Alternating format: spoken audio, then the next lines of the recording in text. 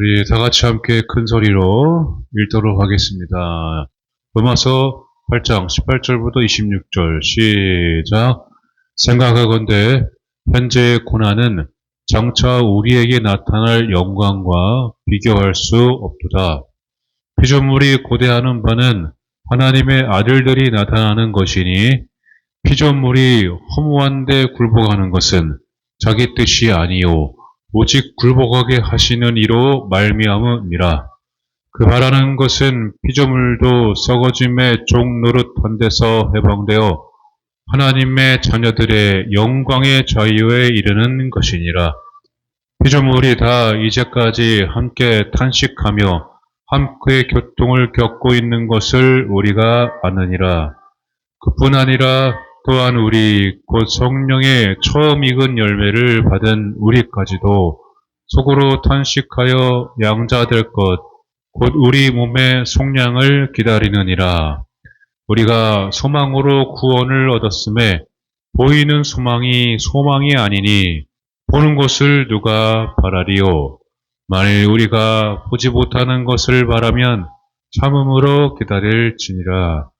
이와 같이 성령도 우리의 연약함을 도우시나니 우리는 마땅히 기도할 바를 알지 못하나 오직 성령이 말할 수 없는 탄식으로 우리를 위하여 친히 간구하시느니라. 아멘. 기도합니다. 하나님, 오늘 성령님께서 우리에게 하실 일들, 또 우리와 함께 역사하시고 동행하시면서 우리와 함께 말할 수 없는 탄식으로 나를 위해서, 우리를 위해서 이 땅을 위해 간구하고 기도하시는 우리 성령님을 말씀을 통해 만나게 하여 주시옵소서. 예수님의 이름으로 간절히 기도드리옵나이다. 아멘.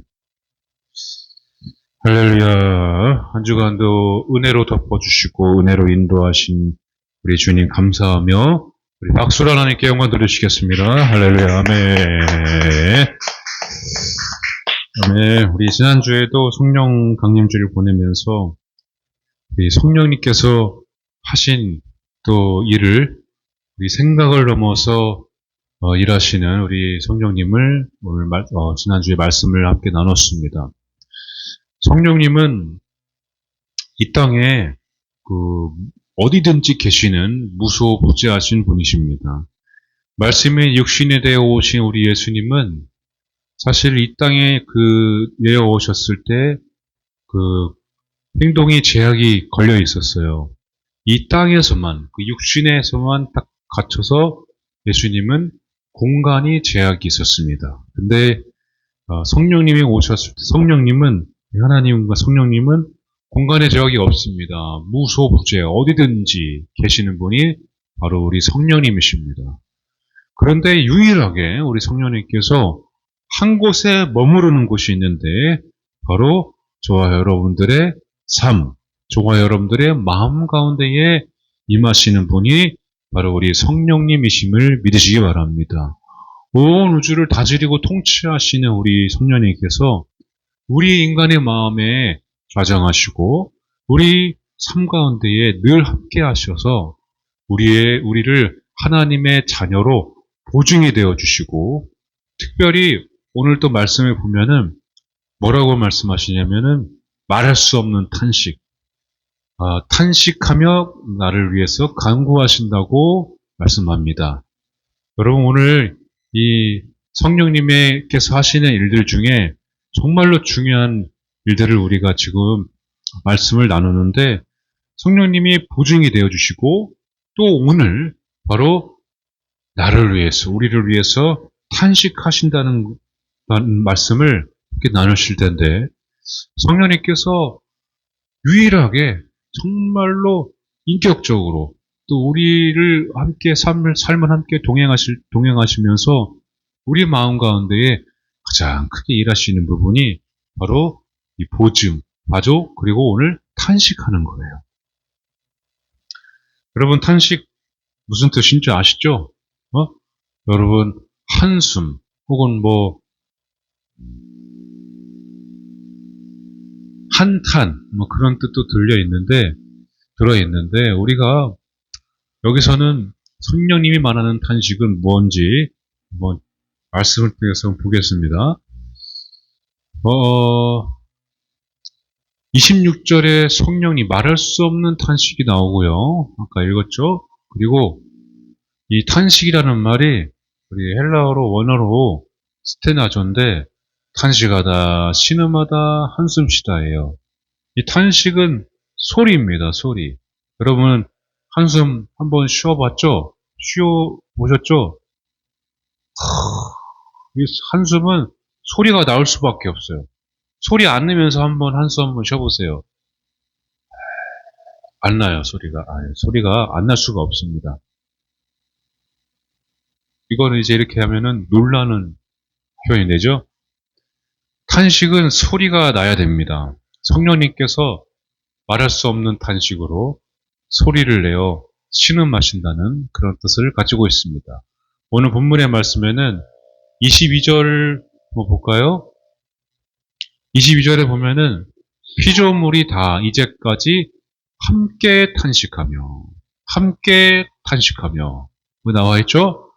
피조물이 다 이제까지 함께 탄식하며 고통을 겪고 있는 것을 우리가 아느니라. 그리고 자 23절 그뿐 아니라 또한 우리 곧 성령의 처음 익은 열매를 받은 우리까지도 속으로 탄식하여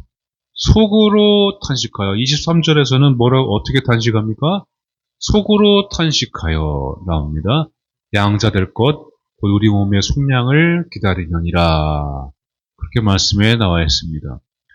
자, 여기 우리 22절, 23절에 나와 있는 함께 탄식하고 속으로 탄식하고 26절에서는 뭐라고요? 성령님께서 말할 수 없는 탄식, 이게 세 가지가 나오는데 자, 먼저 22절에 이 함께 탄식한다는 말씀을 또 보려면은 말씀을 한 번 더 봐야 돼요. 피조물이 19절입니다. 피조물이 고대하는 바는 하나님의 아들들이 나타나는 것이니 피조물이 허무한데 굴복하는 것은 자기 뜻이 아니요 오직 굴복하게 하시는 이로 말미암음이라. 그 바라는 것은 피조물도 썩어짐의 종노릇한 데서 해방되어 하나님의 자녀들의 영광의 자유에 있는 것이니라. 아멘. 자, 피조물이 여기 보시면은 고대하는 바가 나오죠. 피조물이 고대하는 바는 여기 나오죠. 21절에 보면은 뭘 고대하냐면은 썩어짐의 종노릇한 데서 해방되기를 원하는 존재가 피조물입니다. 피조물은 짐승이 아니라 우리 인간을 말합니다. 바울이 이 로마서를 쓰면서 표현하는 그런 단어 중에 이 사람들을 지칭할 때 피조물이라는 말을 씁니다. 너희들이 우리 마가복음 16장 15절을 보면은요, 천하에 다니며 만민에게 복음을 전파하라고 했을 때에 이 만민이 피조물과 같은 뜻으로 쓰여졌습니다. 이 피조물은 크티시스라는 말인데 사람을 지칭합니다. 짐승이 아니고요. 바울의 표현에 의하면 만민을 이야기합니다. 바울 자신이 회심을 했잖아요. 그리고 베드로는 유대인들을 위해서, 바울은 이방인들을 위해서 복음을 전하게 되어서 오늘날 우리가 이 땅에까지, 대한민국에까지 복음이 들어오게 된 것이죠. 이 말씀대로 피조물이 고대하는 것은, 우리 피조물이 바라는 것은 바로 자유입니다. 자유. 피조물은 20절에 보면 허무한데 굴복한다고 그러죠. 허무한데. 그리고 썩어짐의 종노릇.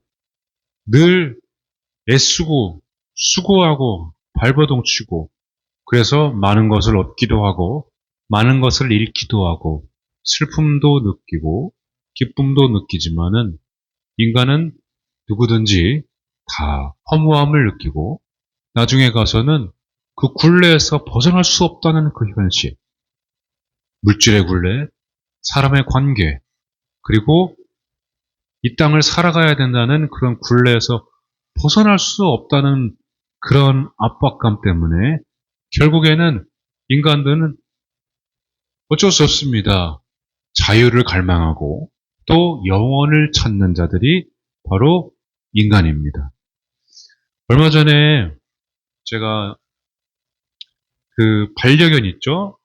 반려견 장례를 한대요. 그래서 반려견 장례하는 그런 내용을 제가 보게 됐어요.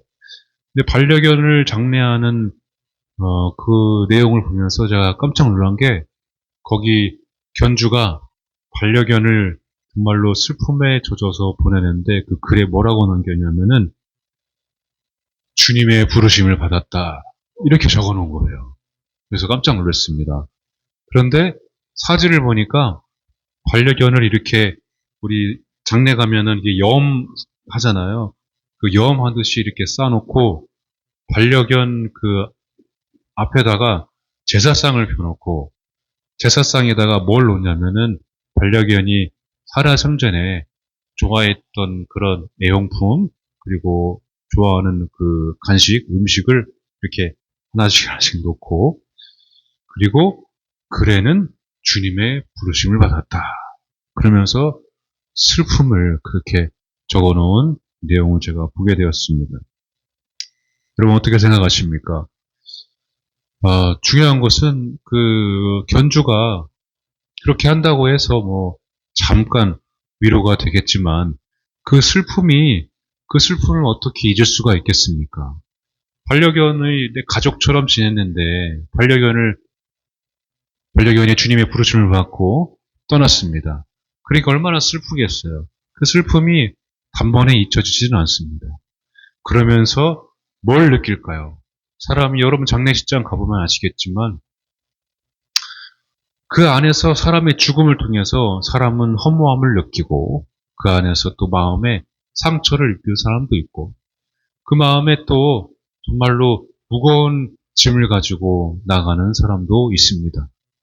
여러분 인간만 그렇게 할 수 있는데 결국에는 인간은 그렇게 어떻게든 그렇게 성대하게 장례를 그렇게 치러도 마음의 슬픔은 잊을 수가 없고 결국에는 그 허무함을 극복하기 위해서 자유를 갈망하고 또 해방을 갈망하는 존재가 바로 이 피조물입니다. 피조물. 우리도 그렇죠? 여러분 내일부터 다시 출근하고 내일부터 다시 학교에 가고 내일부터 내가 해결해야 될 일들이 얼마나 많은데 정말로 그것을 내가 어떻게 감당해야 됩니까? 감당은 할 수 있죠. 그런데 언제까지 내가 이 일을 해야 될까? 그러면서 이 굴레에서 벗어날 수 없으니까 영혼을 갈망하고 자유를 갈망하는 존재가 바로 이 피조물입니다.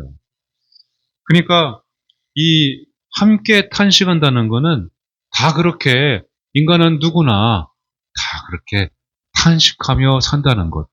피조물이 고대하는 바 그 영광의 자유.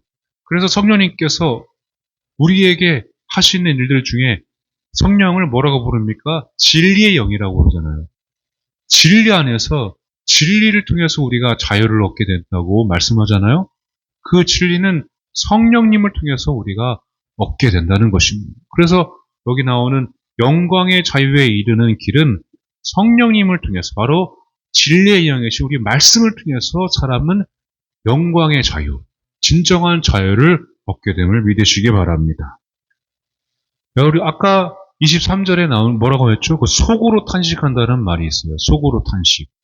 이 속으로 탄식한다는 거는 그 말씀을 23절을 보면은요, 그뿐 아니라 또한 우리 곧 성령의 처음 익은 열매, 성령의 처음 익은 열매를 받은 우리까지도 속으로 탄식한다고 말씀하고 있습니다.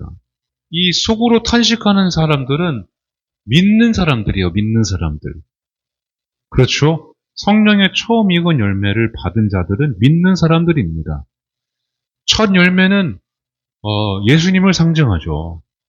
예수님께서 이 땅에 오심으로 말미암아 그 열매가 맺혀져서 성령님께서 이 땅에 또 오셔서 온 만물 가운데에 지금도 일하고 계시잖아요.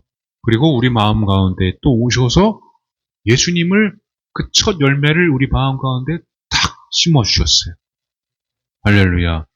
그래서 우리가 예수님을 찾을 때 그 길이 딱 열리면서 성령님을 우리가 회개하면서 기도하면서 예배들을 드리면서 만나게 되는 것입니다. 우리는 이렇게 성령의 처음이고 열매를 받은 믿는 자들까지도 속으로 탄식한대, 속으로. 속으로 탄식한다는 말은 이 말씀을 보면 잘 알 수가 있습니다. 욥기 38장 2절입니다. 한번 읽어볼까요? 무지한 말로 생각을 어둡게 하는 자. 무지한 말로 생각을 어둡게 하는 자가 누구냐. 그렇게 말씀합니다. 이 욥기 이 말씀은 하나님께서 하신 말씀입니다. 욥이 음습한 그 골짜기를 협곡을 지날 때에 하나님께서 욥에게 나타나셔서 욥에게 찾아오셔서 말씀하시는 그런 장면입니다. 고난 가운데에 욥은 친구들 혹은 자신의 삶 속에서 그렇게 의인도 고난받을 수 있다는 것이 바로 욥기의 주제 아니겠습니까? 그 가운데서 욥이 그 고난을 겪으면서 하나님께서 욥에게 이런 진단을 내리십니다. 무지한 말로 생각을 어둡게 하는 자가 누구냐? 여러분, 이 38장 2절의 말씀을 헬라어 그리스어로 번역을 하면은 어떻게 번역을 했냐면 누가 나에게 뜻을 숨기고 말을 마음에 가두며 내게 감추려 하느냐라고 번역을 해놨습니다. 누가 나에게 뜻을 숨기고 말을 마음에 가두며 내게 감추려 하느냐 이렇게 번역해놨습니다. 23절 말씀대로 여러분 예수 그리스도를 알게 된 우리도 욥과 같은 그런 고난이 오면은 말문이 막히게 돼요. 여러분 어떻습니까? 극심한 고통 가운데에 정말로 여러분 질병도 그렇죠. 그 어떻게 우리 힘으로 해결할 수가 없잖아요. 질병이나 또 여러 가지 물질의 고난이나 또 사람과의 관계에서나 내 인생 가운데 불안한 미래 속에 그 아픈 상처 속에서 극심한 고통 가운데에 사람이 놓이게 되면은 말문이 막히게 됩니다. 원래는 그런 고통 가운데 고난 가운데 있을수록 우리는 뭐 해야 됩니까? 더 하나님께 나와서 기도하고 마음을 열고 말을 계속 입술을 열어서 끝까지 주님 앞에 나아가 신뢰하며 믿고 간절히 외쳐야만 하는 것이 우리 믿는 자들의 첫 번째 행동 지침입니다. 그런데 고난 가운데 이게 지속이 되면요. 누구도 알아주지 않고 여러분 코로나 겪어봤잖아요. 코로나. 서로 눈치 보면서 아는 체도 못해요. 옮길까봐. 그러니까 교회도 그렇죠. 밖에서도 그렇죠. 가정도 그렇죠. 사람이 말문이 막히면 쫙 가라앉습니다. 그리고 거기다가 누구도 알아주지 않는다. 내가 이렇게 고통당하는 거를, 아픈 거를 알아주지 않는다. 그러면요, 속에서 속으로 탄식하게 되지, 말문이 막히면서 내 마음에 슬픔이 막 찾아오게 됩니다. 믿는 자들에게도 이렇게 속으로 탄식하는 일들이 있다는 것입니다. 그냥 속으로 끙끙 앓는 거죠. 우리나라는 특별히 이렇게 말로 표현하는 게 서툰 그런 민족이잖아요.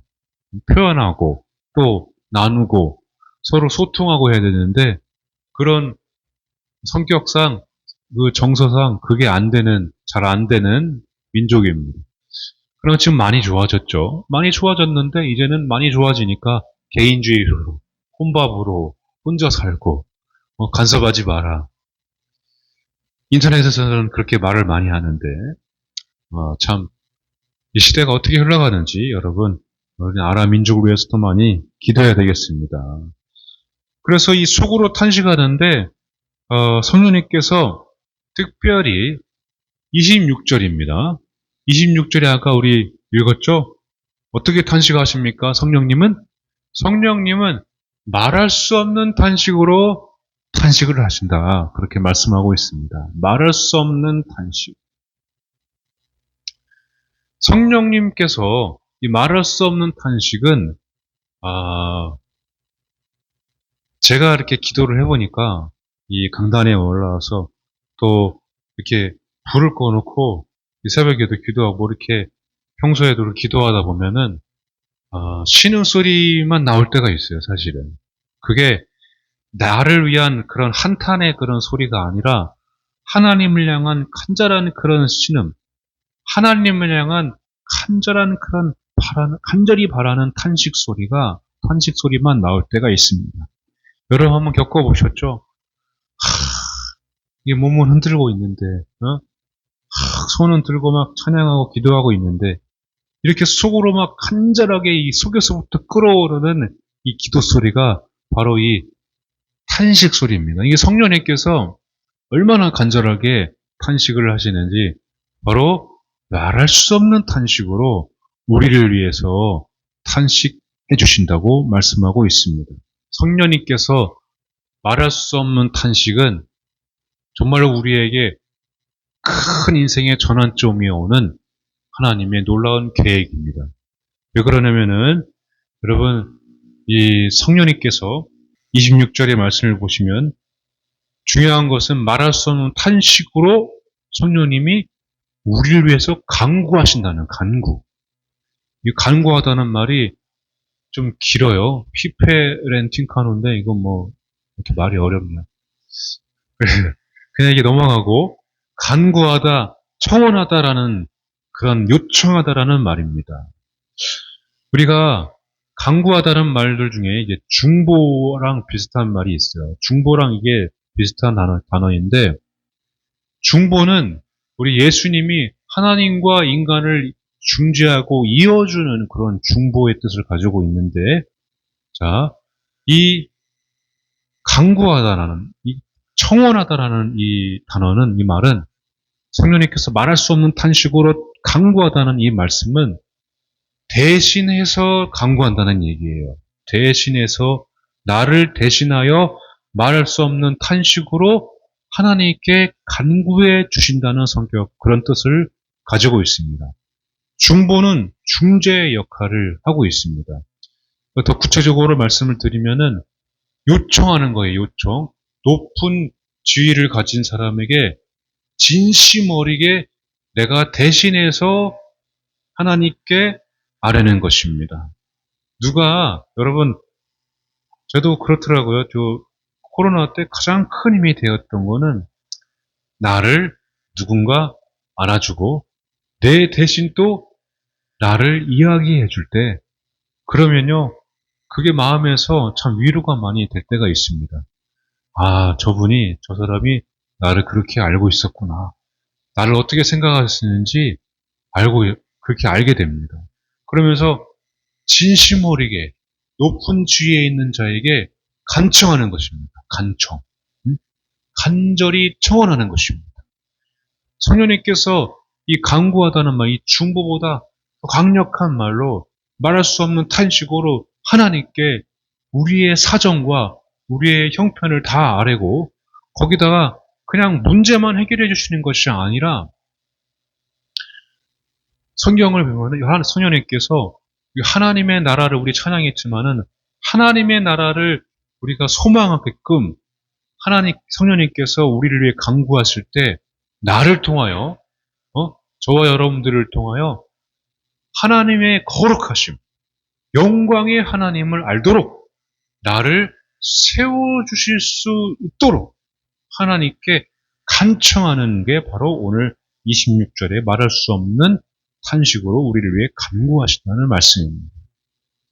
그러니까 우리에게 눈에는 보이지 않지만 그 하나님의 약속이 언젠간 반드시 이루어지겠지만은 지금도 끊임없이 우리를 위해서 그 약속을 이루시기 위해서 내 대신 간청하고 계시는 분이 바로 성령님이시라는 것입니다.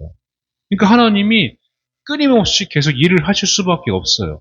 성령님께서 그렇습니다. 우리 금빛교회, 또 여러분 가정, 또 저와 여러분들, 여러분 인생길에 저희 목회 가운데에 성령님께서 다 결국에는 종착점이 똑같습니다. 거룩하신 하나님을 높이는 일. 거룩하신 하나님을 자랑하는 자가 되도록 성령님께서 우리를 위해서 하나님께 간구하신다는 거예요. 계속해서. 저 가정을 통해서 저 믿음의 명문 가정 되게 하셔서 거룩함을 보이게 하소서. 하나님의 살아계심을 보게 하소서. 우리 교회를 통해서 하나님의 살아계심을 보게 하여 주시옵소서. 우리 예배 딱 드리니까 방송이 다 끝나잖아요. 다 가버리잖아요. 여러분, 하나님께서는 우리를 살리시고 우리와 함께 하시는데 반드시 성령님께서 간청하시기 때문에 그 약속은 이루어지게 되어 있습니다. 할렐루야. 여러분, 그러니까 하루하루 살아나가시면서 어디든지 성령님은 나와 함께 하시는 내 마음 가운데에 함께 동행하시는데 여러분 더 이상 썩어짐의 종노릇하거나 또 이 세상의 굴레에서 벗어날 수 없다고 그냥 한숨만 쉬는 게 아니라 그 한숨을 바꿔서 하나님께 탄식하며 여러분 기도하시기 바랍니다. 그러니까 여러분 마음껏 탄식하셔도 돼요. 이 책상을 치면서도 땅을 치면서도 내 허벅지를 치면서도 탄식하셔도 됩니다. 신음하셔도 돼요. 어찌됐든 하나님 앞에만 나오면 하나님만 찾으면 예수님만 부르면 성령님께서 끊임없이 이 거룩하신 우주 만물의 창조주 되시는 우리 아버지 하나님께 성령님께서 간절하게 청하고 계시다는 것을 여러분 믿으시고 여러분 속에만 담고 있지 말고 입으로만 입에 딱 다물고 끙끙 앓지 말고 여러분 간절하게 하나님 앞에 나와서 기도의 내용이 떠오르지 않으면은 하나님 앞에 나와서 하나님 제 마음을 다해서 여러분 기도하다 보면요 탄식이 나올 수밖에 없어요. 나 같은 죄인 살리신 우리 예수님 그래도 은혜로 덮어주시고 그래도 나를 사랑하시고 그럼에도 불구하고 나를 일으키시는 우리 예수님 우리 하나님의 은혜를 내가 기억하면서 마음으로 계속해서 도저히 내 힘으로는 할 수 없지만 탄식하며 하나님 앞에 나와서 하나님을 찾으며 여러분 반드시 거룩한 하나님 나라의 백성으로서 자녀로서 여러분 승리하며 살아가시기를 축복합니다. 단순히 그냥 문제를 넘어가는 것이 우리가 교회를 나오는 게 전부가 아닙니다. 문제는 여러분 하나님을 찾고 성령님을 간절히 의지하면은 단번에 다 해결되게 되어 있습니다. 어느 순간 보세요. 다 해결되어 있잖아요. 이게 그래서 하나님의 은혜였구나 라고 우리가 고백을 하지 않습니까? 이 땅의 통치자이신 우리 하나님께서 우리를 기억하고 계십니다.